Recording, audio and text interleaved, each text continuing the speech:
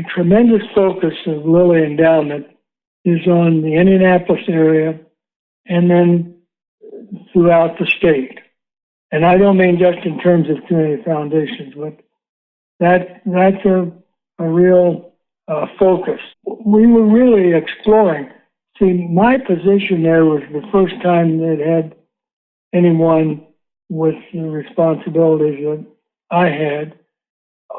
I really don't know of another foundation that had exactly the same kind of effort. A person whose primary task was to see in what ways some of the foundation resources could be used to strengthen the independent sector. Now, that's kind of a grand statement, but what I think was meant was what could be done with some of the resources, not all of them by any means, some of them, to support philanthropy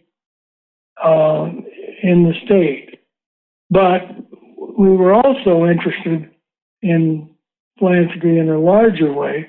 I became very involved with independent sector and the Council on Foundations, what was then called the National Society of Fundraising Executives, and now is Association of Fundraising Professionals. I believe that's the right term. We were eager to learn from any place we could, and Michigan was obviously a place where philanthropy was well on its way.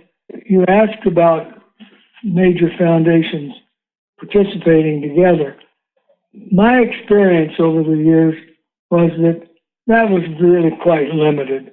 There might be foundations in a given community who might work together to help with some project that was community-wide and beneficial, but pretty difficult for foundations to collaborate on issues that aren't well defined, because you have different thoughts and ways of doing things.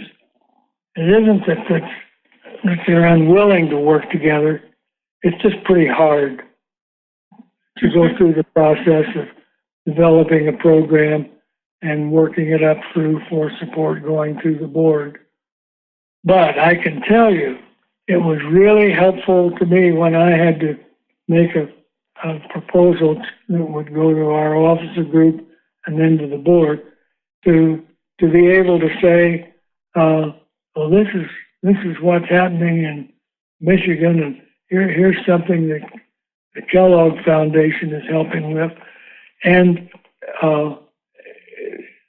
not so much financially, but in terms of staff support from Kresge.